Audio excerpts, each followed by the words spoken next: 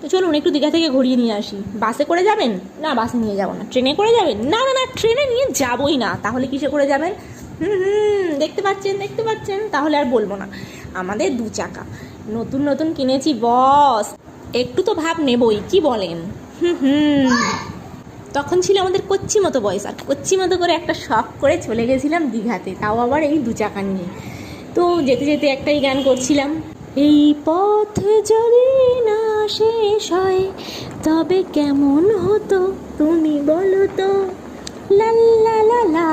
এই মুখটা একটু বন্ধ করবে না, গাড়ি থেকে নামিয়ে দেবো? না না না, মুখ বন্ধ করে দিচ্ছি, তোমাকে গাড়ি থেকে নামাতে হবে না। কর্তামশাই এই বলাতে আমি একদম চুপ হয়ে গেলাম আর পৌঁছে গেলাম দীঘাতে। দেখো, এটা কিন্তু রাত্রে, সকালের ভিডিওটা আমার কাছে নেই। তো যাই হোক, নরম নরম গরম গরম এই টুপিওয়ালা কাকুর কাছ থেকে রুটি নিলাম, চিকেন কষা নিলাম, সঙ্গে জমিয়ে রাত্রের ভুড়িভোজ করলাম। আর সকালে খেয়েছিলাম বিরিয়ানি। তারপর রাত্রে একটা জোরসে লাগিয়ে ঘুম দিলাম, আর সকালবেলা উঠে সেজে গুজে ড্রেসিং টেবিলের সামনে হাই হ্যালো করে ব্লগটা করছিলাম। কিন্তু সেই ব্লগ আর তৈরি করা হয়নি। কেন করা হয়নি সেটা বলে আর লাভ নেই, কারণ আমি খুব দ্রুত কাজ করতে ভালোবাসি।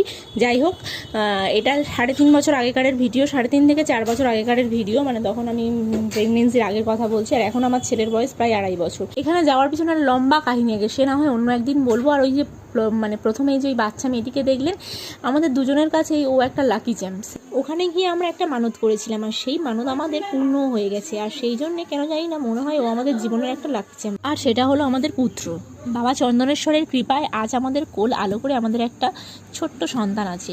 সে যাই হোক, সে তো ভালো কথা। ওখান থেকে তারপর আমরা চলে গেছিলাম ডাইরেক্ট তালসারিতে। আর ওখানকার জল এতই কম, দেখতে পেলেন গরুগুলো কেমন ভেসে ভেসে যাচ্ছিল। কিন্তু আমার মনে একটা গভীর প্রশ্ন আছে। ওখানে তো আমরা পৌঁছে গেছিলাম, তারপর ভাবলাম আমি পাগল না, যে এখানকার নামটা রেখেছে সে পাগল। তালসারিতে একটাও তাল গাছের দেখা পাইনি বন্ধুরা। সেই জন্য রাগের চোটে আমরা ডাব খেতে শুরু করে দিয়েছিলাম। তাল নেই তো কি আছে, ডাব তো খেতেই হবে। তো সেই জন্য ডাবের জলকে আমরা উপোসটা ভাঙলাম। 4 বছর আগেকারের ভিডিও এখনও যে আমার ফোনে আছে, এটাই মানে আমার বাপের ভাগ্য ভালো। তো যাই হোক, অনেক ক্লিপসই এর মধ্যে নেই। তো যেগুলো ছোটো ছোটো টুকটাক ছিল, ভাবলাম স্মৃতির পাতায় রেখে দিই, সেই জন্যই ফেসবুকে পোস্ট করা।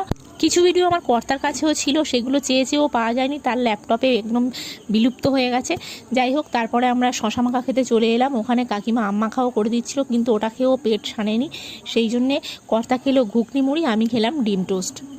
ওখানকার পাট চুকিয়ে চলে গেছিলাম হোটেল থেকে চলে গেছিলাম ডাইরেক্ট সমুদ্রে ঝাঁপ দিতে। সমুদ্রে ঝাঁপ দিয়ে কুদম গুস্তি করে পেটে একদম এক রাশ খিদে নিয়ে হোটেল থেকে খাবার কিনে নিয়ে এসে দুপুরবেলা বাড়িতেই, মানে বাড়িতে না সরি হোটেলেই জমিয়ে ভুড়িভোজ করলাম। টাটা।